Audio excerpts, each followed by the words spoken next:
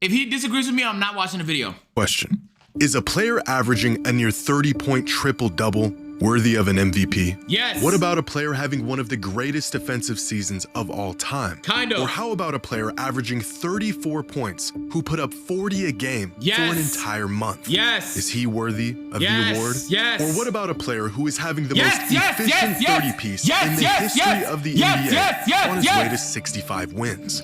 Now, the answer is pretty simple.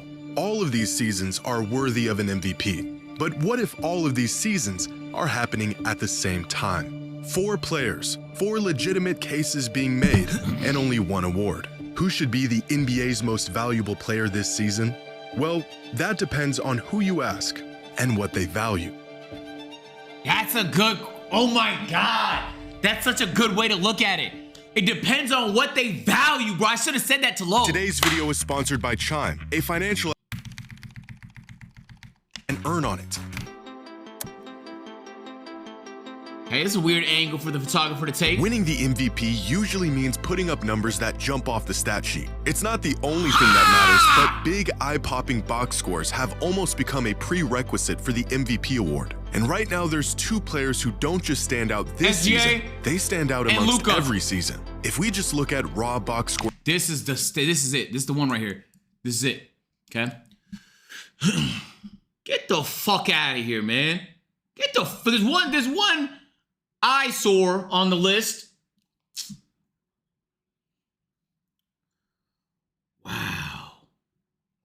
Numbers, Jokic and Luka are gapping the entire league this season. Their numbers have gotten so absurd that they make Shea's 31, 4, and 7 look kind of normal. Add up their per-game points, rebounds, and assists, and Jokic and Luka are having 2 of the top 5 most productive seasons in modern NBA history.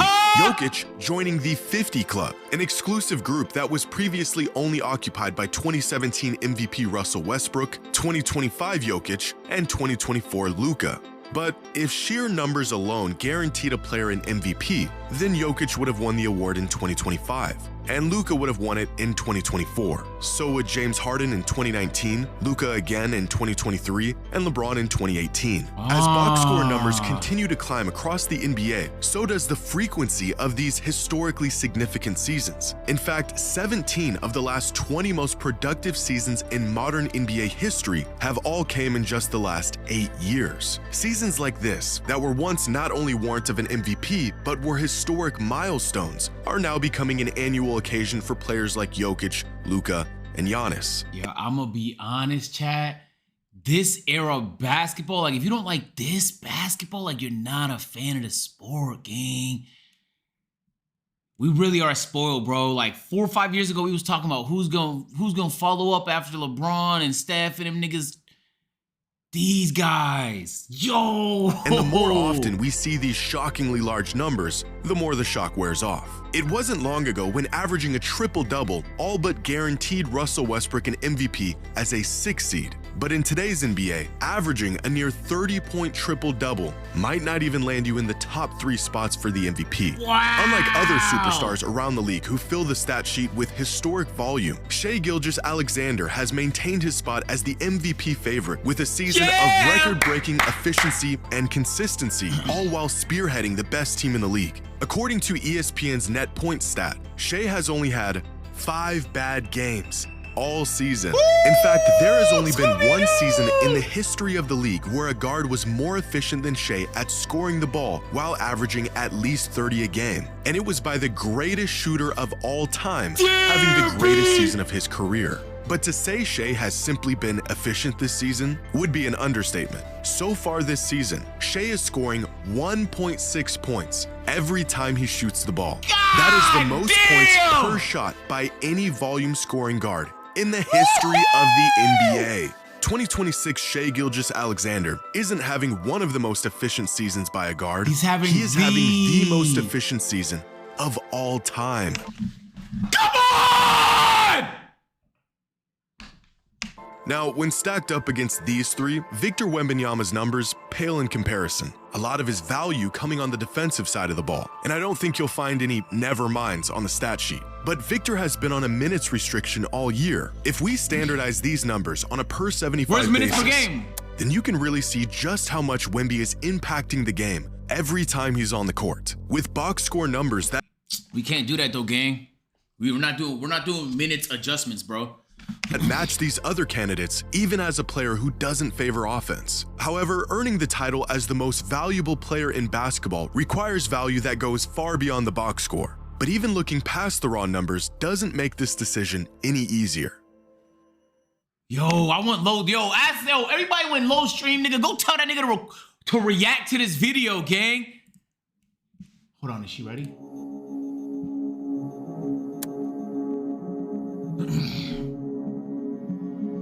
Who is the most valuable player this season? That depends on what you value.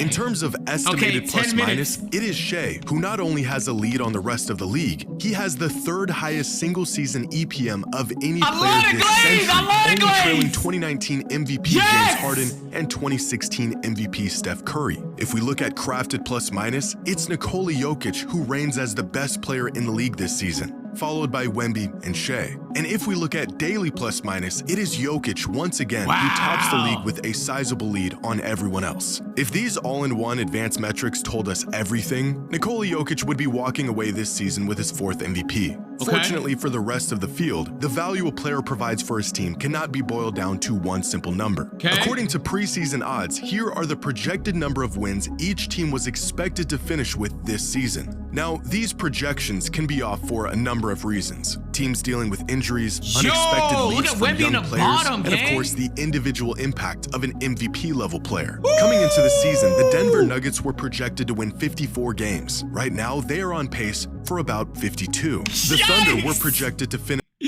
Yikes! I'm John. That's still pretty impressive, bro. They're off by 1 game on the projections.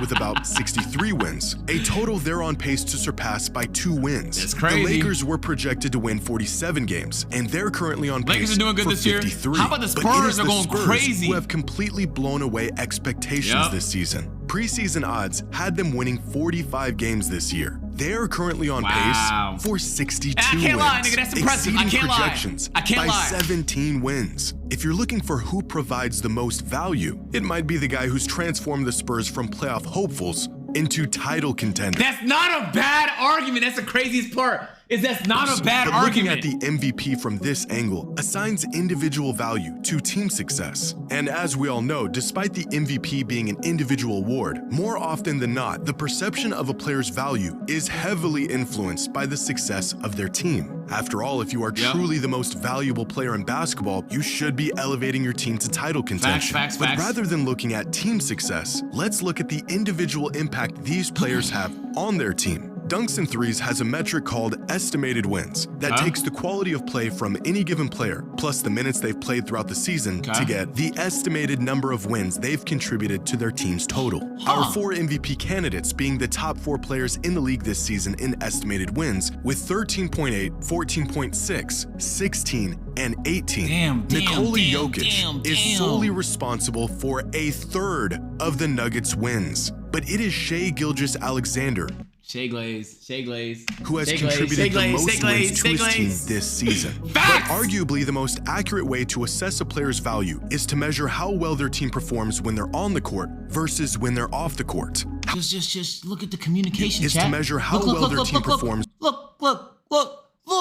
Look at the comms from your guard, the most efficient player of all time. When they're on the court versus when they're off the court. How much does a player's presence directly impact their team? Here are the top 30 players in the league this season and their team's net rating when they're off the court. From the Celtics, who are firing on all cylinders even without Jaylen Brown on the court this season, to the Jazz, who are on the verge of relegation without Lauri Markkanen on the court. And now here is the effect these stars have on their team when they're on the court. With the Wait, when Jaylen Brown's off the court, his team's doing amazing?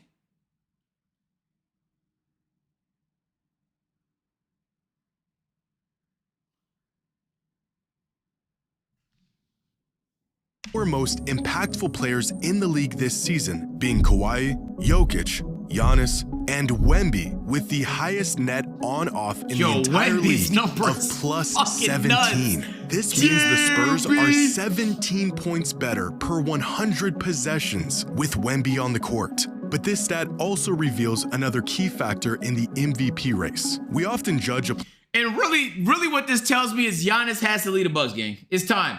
What the fuck is this?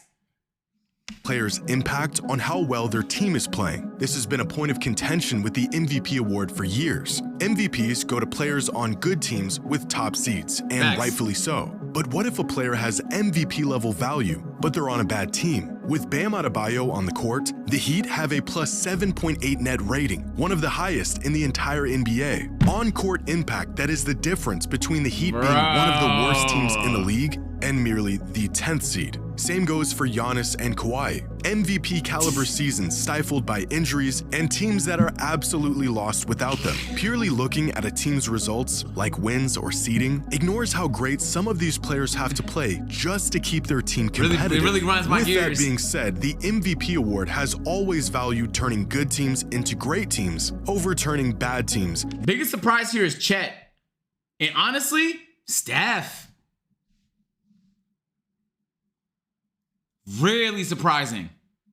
Into average teams. And with that being the case, here are our 4 MVP frontrunners and the impact they are having on their teams. If you're looking for a player who impacts the game more than anyone else while pushing their team into great territory, then that player is clearly Victor Wembanyama, who is head and shoulders above the rest of the league in terms of the impact his presence has on his team. Now, it's important to note that the on-off metric doesn't measure how well an individual player is playing, but rather how well a team is playing while that individual is on the court. So what if we look at this the other way around? What if we directly measure a player's individual impact and how that affects their team's success? This is ESPN Analytics net point stat, and it divides credit and blame to each player on the court for every play of the game to measure the impact of each individual player. The higher the total net points, the more that player has contributed to their team's wins throughout the course of a season. In fact, the metric is so indicative of a player's value that ESPN literally calls it their MVP stat.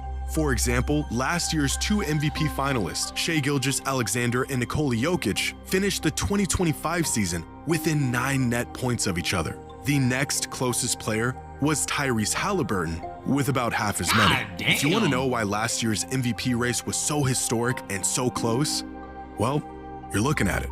But this year, the results of an entire season of basketball have turned out much different. There's no race in this MVP stat. There's no back and forth at the top of the leaderboard. There's no battle for the number 1 spot. Toronto Raptors there. It's just one guy, way ahead of everyone else. Wow. Who is truly the most valuable player in the NBA? Well, that all depends on who you're asking and what they value.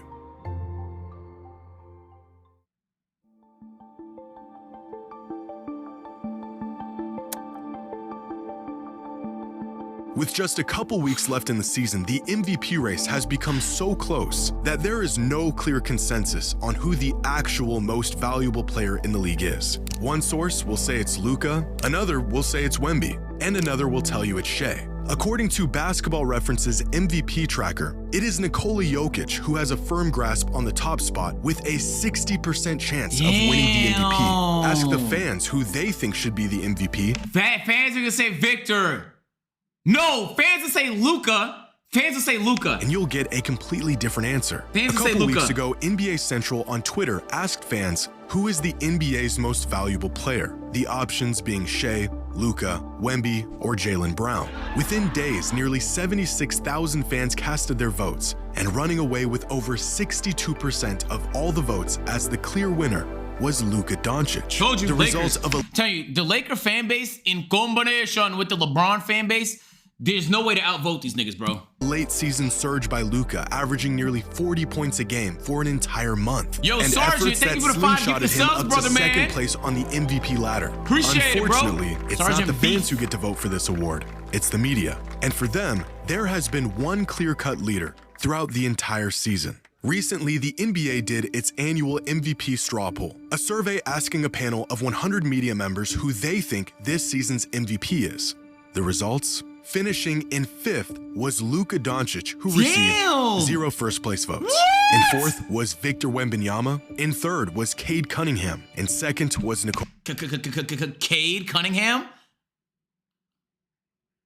I know Detroit's doing good, but that's just a novelty pick, my nigga. Let's be realistic. No disrespect to Cade. That's a novelty pick. That's a let's put a new guy in there because we don't want to have voter fatigue. Respectfully, though. He should be 5th at the highest, maybe 6th, potentially 7th. Nikola Jokic, and with a resounding 78 of the 100 first-place votes was Shai Gilgeous-Alexander. Now, this poll was conducted back on February 20th, 2 full months before the end of the season. A lot has changed. Their first seed in the fucking Eastern Conference, bro. The Eastern Conference is the Teletubby Conference, my nigga. Until they get rid of conferences, we will have to accept the fact that shit is just sweeter in the East. There will be 4 teams that deserve to be in the finals in the West, and 3 of them won't fucking make it. Then we're gonna have a whack-ass team from the East make it through. That's what happens, gang. That's what happens, bro. And every star, I don't know why all stars go to the West. I don't know why. I'm confused why all the stars go to the West. Knowing how sweet the East has been since I was a kid, there's only been a couple years where it felt close. East is always easier, my nigga. Go look at the list. Most of these niggas that you're looking on the list is in a Western Conference, gang. Can and has changed over that time. But in 2025, the same media straw poll was conducted around the same time, and they accurately picked the MVP last season. They also accurately picked the MVP in 2024, and in 2023, and in 2022, and in every single season since the introduction of this mid-season MVP poll in 2016. Over the course of the entire season, 9 different players have slid in and out of the MVP leaderboard, from Luka and Cade to Brunson and Jaylen Brown. But the first half of the season was all Nikola Jokic, dominating the #1 spot for 10 consecutive weeks. It wasn't until an injury sidelined him for a month when Shai Gilgeous-Alexander snagged the top spot and held on to it in what some people described as a runaway victory.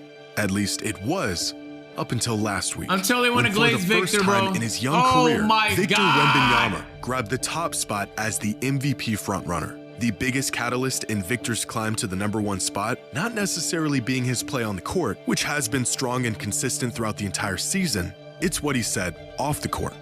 What? 3 arguments.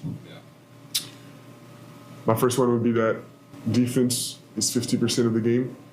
Facts. And that it is undervalued. So far in the MVP race, I believe I'm the most impactful player defensively in the league. Facts. Second argument would be we almost swept OKC in the season. Relax. OKC is not going to pull out all the stops on a fucking regular season game. They know they're getting first in the conference. Relax. No need for retweets. Relax. And we dominated them. My third argument would be that offense impact is not just sports. Immediately after this interview, Wemby's odds to win MVP shot up from plus 1,900 to plus 225, pushing Luka into the 3rd spot and turning this late season battle, what? The nigga did a fucking interview and is gonna win the MVP? If the MVP strictly went to the best player on the best team, then for the same reason he won it last season, Shai Gilgeous-Alexander would be crowned as the league's most valuable player. If the award went to the player who has the largest impact on his team, then Victor Wembanyama would become the youngest MVP in the history of the league. If the award was for the most dominant player in the league, Nikola Jokic would be a 4-time MVP by the end of the season. And if the fans had a say in it, Luka Doncic would be walking away as the league's most valuable player. That's crazy With 2 weeks left in the season, the MVP race has grown closer than it's ever been. And with 4 players who all have a legitimate case for the award, only one can earn the title as the NBA's most valuable player. Don't leave me like that. Come on, gang. You didn't tell me what you think, bro. Oh, please, Jimmy, tell me what you think, gang. I don't want to see a collection of stats, nigga. I want to know what you think, bro. Come on, man. All right, SGA got to take that, though. SGA got to take that. The MVP should be changed to the narrative award at this point. Luka scored 42 points today, and with that performance, he'll be number 10 in the MVP race. All of them playing in the Western Conference is crazy. I'm telling you, this shit not fair, gang. When you want an example of life not being fair, just remember Just remember that the Denver Nuggets have to fight fucking tooth and nail through an Armageddon hell of a Western Conference to sniff at the NBA Finals, man. If you put the Denver, if you put, no, let's go, hold on, before we start playing chess. Hold on. If you put,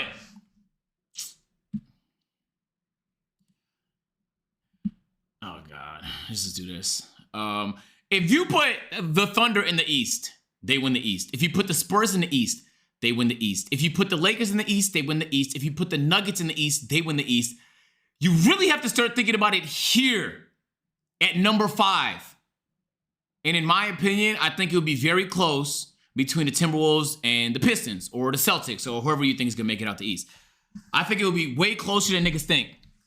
But the top 4 would all win if you put any of them in the East. And that's facts.